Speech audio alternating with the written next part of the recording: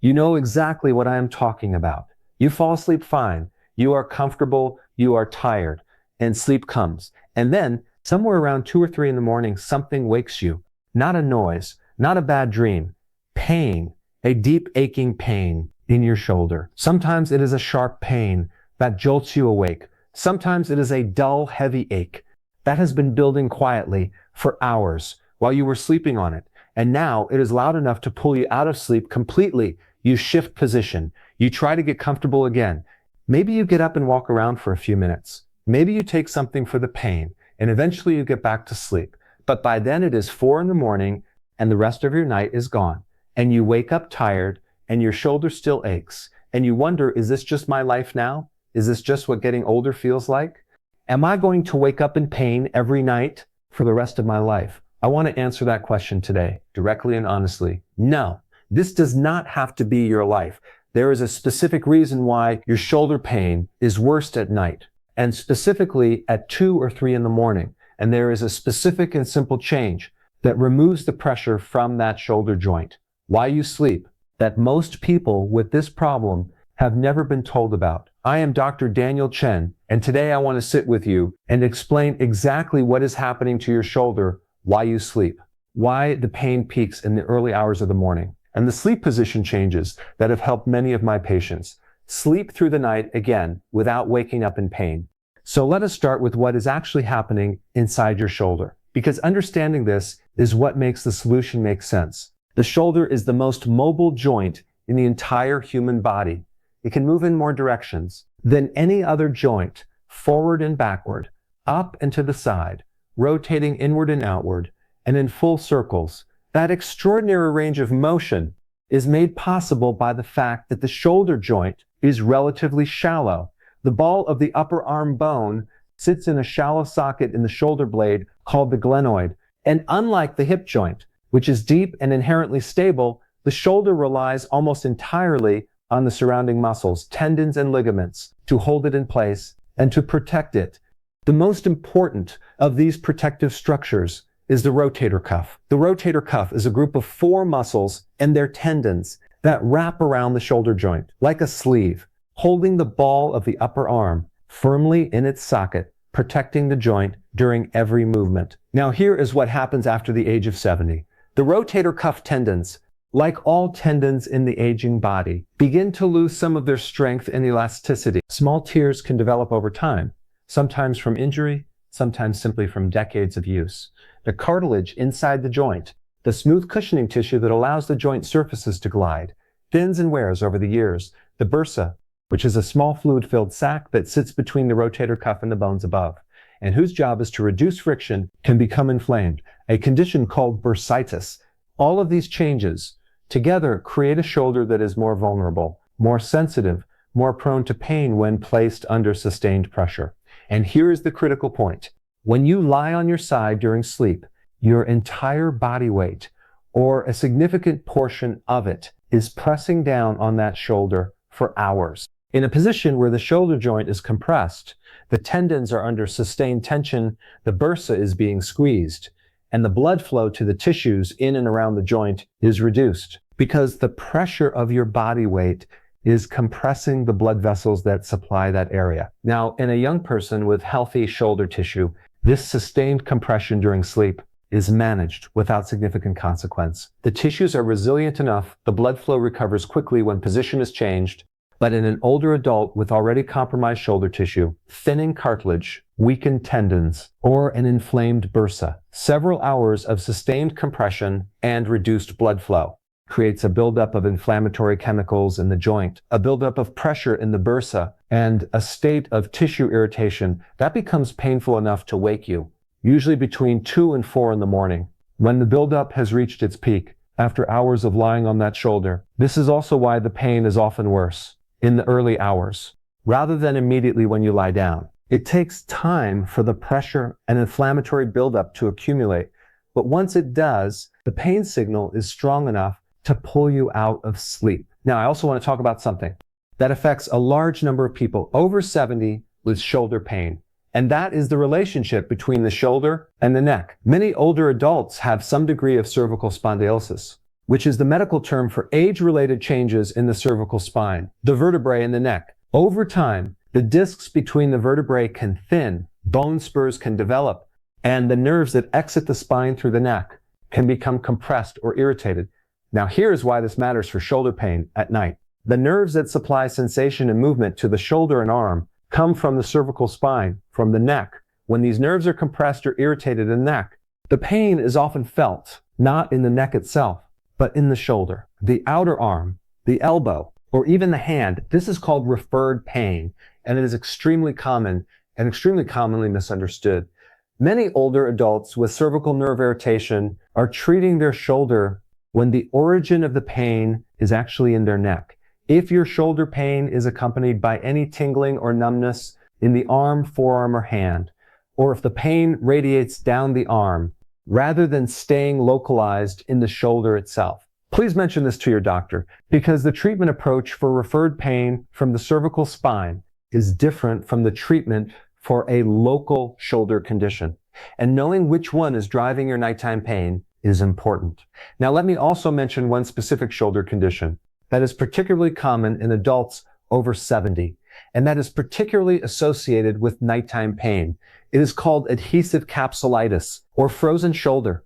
In frozen shoulder, the capsule of tissue that surrounds the shoulder joint becomes inflamed and thickened and gradually contracts, restricting movement in the joint. The hallmark of frozen shoulder is pain that is worst at night, often waking the person in the early hours, combined with progressive stiffness and difficulty reaching overhead or reaching behind the back. If this pattern sounds familiar, if your shoulder pain is accompanied by increasing stiffness and difficulty with certain movements, please see your doctor, because frozen shoulder responds well to treatment when caught early, and early treatment prevents the condition from progressing to a much more restricted and painful state. Now let me move to what I know you most want to hear, what you can actually do to stop your shoulder from waking you at night. Starting tonight, the foundation of everything I am about to share is removing sustained pressure from the painful shoulder while you sleep. That single change, removing the pressure, is what allows the inflamed tissues to rest, the blood flow to recover, and the buildup of inflammatory chemicals to stop accumulating through the night. The first and most important sleep position change is to sleep on your back. If you currently sleep on the side of your painful shoulder, and many people do, without realizing the connection, moving to a back sleeping position removes all direct pressure from the shoulder joint entirely. Your shoulder is no longer compressed. Your rotator cuff tendons are no longer under sustained tension. Your bursa is no longer being squeezed, and blood flow to the shoulder tissues can continue uninterrupted through the night. For many of my patients, this single change has been transformative. They have come back and told me, Dr. Chen, I slept through the night for the first time in months, simply by moving to their back. Now, I know that not everyone finds back sleeping comfortable, especially if you have been a side sleeper your whole life. So let me give you some practical guidance on how to make back sleeping work. The first thing to pay attention to is your pillow height. When you sleep on your back, your pillow should support the natural curve of your neck without pushing your head too far forward or allowing it to fall too far back.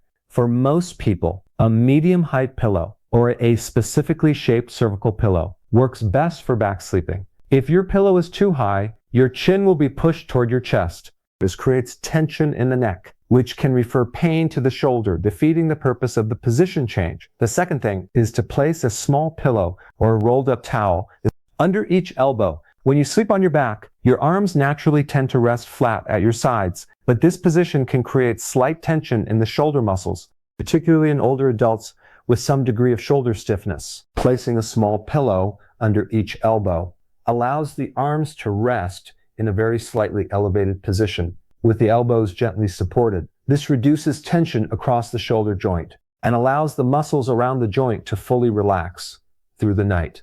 The third thing is what to do with your hands. When you sleep on your back, avoid crossing your arms over your chest or resting your hands on your stomach with your arms tensed. Instead, let your arms rest gently at your sides or slightly out from your body with your palms facing upward or very slightly to the side. This is the position of least tension for the shoulder joint and the surrounding muscles and tendons. Now, If you genuinely cannot sleep on your back, if it is simply too uncomfortable, or if you have been told not to sleep on your back due to sleep apnea or another condition, then here is the second option. Sleep on the side of the shoulder that does not hurt, with a pillow hugged against your chest. Now let me explain why this helps. When you sleep on your good side, with a pillow held in front of you, your painful shoulder is on top, facing upward, with no weight pressing down on it. But here is the important part. Without the pillow in front of you, the painful shoulder on top tends to roll forward, dropping toward the bed and internally rotating. This internal rotation, even without weight pressing on the joint, creates tension in the rotator cuff tendons and compresses the structures at the front of the shoulder, which can be just as painful as sleeping directly on the shoulder. When you hug a pillow in front of you, it prevents that forward rolling of the shoulder. It keeps the shoulder in a neutral position facing upward with the joint open and uncompressed, and the rotator cuff tendons in a relaxed and unstressed position. Through the whole night, many people find that a body pillow, a long pillow that runs the length of the body, works beautifully for this purpose. It supports the chest, prevents the shoulder from rolling forward, and also supports the top knee and hip, creating an overall sleeping position that is comfortable throughout the body, not just for the shoulder. The third sleep position option is for people who cannot tolerate either back sleeping or side sleeping on the good shoulder. And that is a recliner position or a wedge pillow that elevates the upper body at an angle between 30 and 45 degrees. When the upper body is elevated, the shoulder is partially weight-bearing, but at a much reduced load compared to lying completely flat. Many of my patients with severe shoulder bursitis or rotator cuff tears have found that sleeping in a recliner during a period of acute pain allows them to sleep through the night in a way that neither back sleeping nor side sleeping permitted. It is not a permanent solution, but during a painful period, it can be genuinely helpful and significantly better than lying awake in pain at 3 in the morning. Now, beyond sleep position, there are several things you can do before you go to bed that reduce the level of inflammation in the shoulder joint before you lie down, so that even the pressure of sleeping starts from a lower baseline of inflammation. The first is ice or heat applied to the shoulder for 15 to 20 minutes before bed. Now, the question of whether to use ice or heat is one I am asked very often, and here is my honest answer. It depends on your specific situation. If your shoulder feels warm to the touch or is visibly swollen, those are signs of active inflammation, and ice is better. Ice reduces blood flow to the area, slowing the inflammatory process and numbing the pain receptors. If your shoulder feels stiff and achy, but is not warm or swollen, then heat is usually better. Heat increases blood flow, relaxes the surrounding muscles, and makes the joint tissues more pliable, which reduces the mechanical irritation that comes with sleeping in one position for hours. Many of my patients over 70 with shoulder pain find that a warm wheat bag or heat pad applied to the shoulder for 20 minutes before bed, combined with the position changes I described, makes an enormous difference to whether they sleep through the night or wake up at 3 in the morning. The second thing to do before bed is a gentle shoulder decompression exercise. Now, do not let the word exercise worry you. This takes about 2 minutes, and it is done lying down. Lie on your back with your arms resting at your sides. Gently lift both arms straight up toward the ceiling. As far as is comfortable, hold for 5 seconds. Then slowly lower them back down. Do this 5 times. What this does is gently create space in the shoulder joint by engaging the muscles that lift the arm. This temporarily decompresses the structures inside the joint, including the bursa, and encourages fresh blood flow into the shoulder tissues. Before you settle into your sleeping position, think of it as giving your shoulder a brief moment of relief before asking it to stay still for the night. The third thing is to avoid sleeping with your arm raised above your head or tucked under your pillow. Both of these positions are extremely common in older adults, and both create significant compression and tension inside the shoulder joint. The arm above the head position stretches the rotator cuff tendons under the coracoacromial arch, a bony structure above the shoulder joint. Sustained tension in this position for hours compresses the rotator cuff tendons and the bursa beneath them, and is one of the most common causes of waking with shoulder pain in adults over 70. If you have a habit of sleeping with your arm above your head or tucked under your pillow, changing that habit alone may be enough to significantly reduce or even eliminate your nighttime shoulder pain. Let me also talk briefly about what to discuss with your doctor, because sleep position changes and pre-bed habits will help most people, but some shoulder conditions require medical evaluation and treatment. That goes beyond what sleep position can address. If your shoulder pain is getting worse over time, if you are losing range of motion, if the pain is severe enough to affect your daily activities, not just your sleep, if you feel any grinding or clicking in the joint, or if the shoulder feels unstable, like it might give way, please see your doctor and ask specifically for an evaluation of the rotator cuff. A simple ultrasound or an MRI, if needed, can show whether there is a rotator cuff tear, bursitis, or another structural issue. That would benefit from physiotherapy, corticosteroid injection, or in some cases, surgical repair. Many rotator cuff tears in older adults respond extremely well to physiotherapy without the need for surgery, but they need to be identified first and treated appropriately. Do not simply manage the nighttime pain and hope the shoulder resolves on its own. If the pain has been present for more than 2 to 3 weeks, it deserves a proper evaluation. You deserve a proper evaluation. Let me bring everything together for you now. If you are over 70 and your shoulder is waking you at 2 or 3 in the morning, here's what is happening. Hours of sustained pressure on an aging and already sensitive shoulder joint are creating a buildup of inflammatory chemicals, compression in the bursa, tension in the rotator cuff tendons, and reduced blood flow to the joint tissues. That by 2 or 3 in the morning has reached a level painful enough to wake you.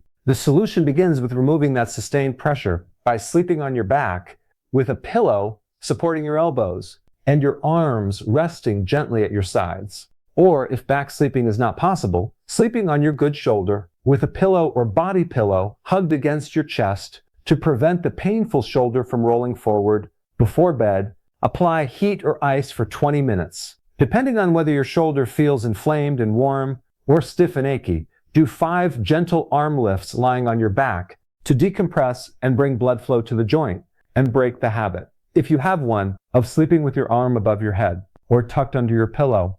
And if the pain is worsening or affecting your daily life, see your doctor and ask for a proper shoulder evaluation. You went to bed hoping to sleep through the night, and instead you woke up at 3 in the morning, reaching for your aching shoulder in the dark. That does not have to be your night every night. These changes are simple. They cost nothing, and for most people, they work. Starting tonight, I am Dr. Daniel Chen. If this video helped you understand something that has been waking you up night after night, please share it with someone you know who is also living with nighttime shoulder pain. It might give them their first full night of sleep in a very long time. Subscribe to this channel for weekly videos made with genuine care for older adults who deserve real answers. And leave me a comment below. Tell me which shoulder is waking you and how long this has been happening. I read every single comment and I look forward to hearing from you. Take care of yourself tonight. A better night of sleep is closer than you think.